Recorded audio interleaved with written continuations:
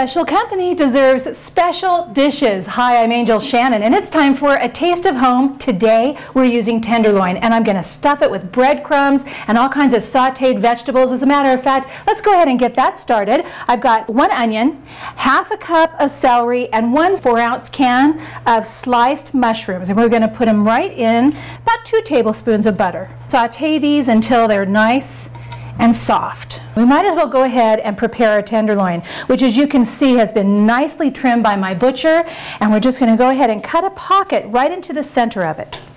Not all the way through and not all the way to the end. And that's what we're going to fill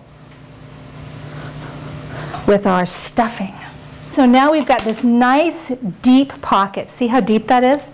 We're going to fill that with stuffing, and it's going to be delicious because we're putting cranberries and we're putting pine nuts in it. So this can just sit right here. Also, we'll be searing the outside of this tenderloin before we stick it in the oven. Let's go ahead and make our stuffing. I've got 2 cups of soft breadcrumbs. And you know what I did? I just used hot dog buns and put them in my little mini processor, and that's what I got. These will be perfect.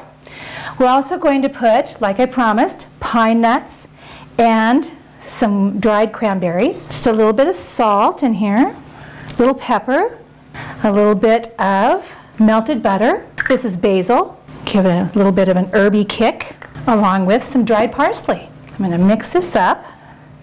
And last to go in here is what? The vegetables that we've had sautéing. Those onions, the celery, the mushrooms. Are you ready? I know they are. Here you go. And remember, this has butter in it too, because that's what we sautéed it in. Oh, delish. Imagine how good this is going to taste inside that tenderloin. Now I'm going to let this cool off for just a couple of minutes because I don't want to burn my hands trying to stuff it into the tenderloin. We've got this nice big pocket, and I'm just going to take this filling that we've made. As a matter of fact, I'm going to use my fingers. You don't care, do you? We're just going to stuff it right on in there. And we'll have plenty of this left over. If you wanted to, you could just take this and mix up some more breadcrumbs with it and turn it into like a, you know, a stuffing to put gravy over, that sort of thing. I love the cranberries in here, and the pine nuts are just perfect. We're going to have to close this up with these toothpicks.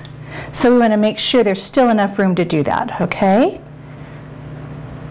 Just kind of to the side. Watch out. Once I'm done closing this up, we're going to take it over to the stove and sear it in a little bit of oil.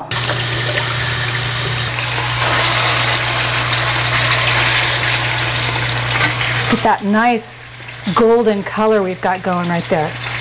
That's exactly what we want. This is perfectly done. It's got this nice little browning on the outside all the way around.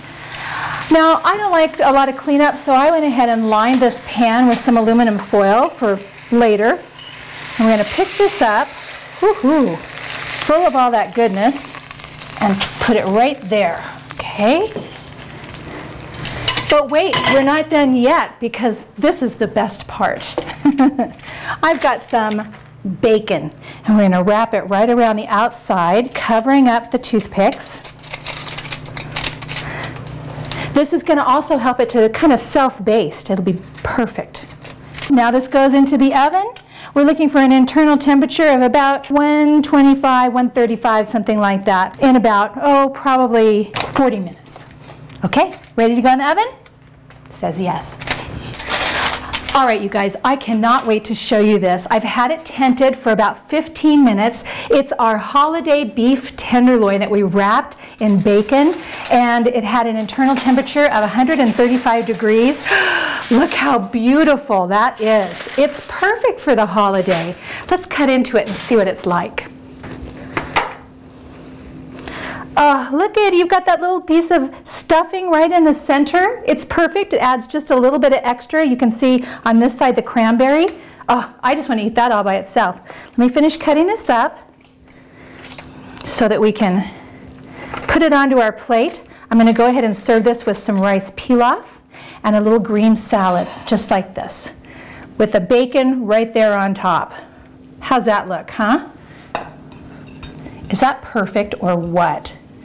And the thing is you can see all the grease in the bottom with the juice in it. We can make some great gravy with that too. So here's your tenderloin. Happy holidays, and thanks for having a taste of home with me today. Angel Shannon, and I'll see you next time.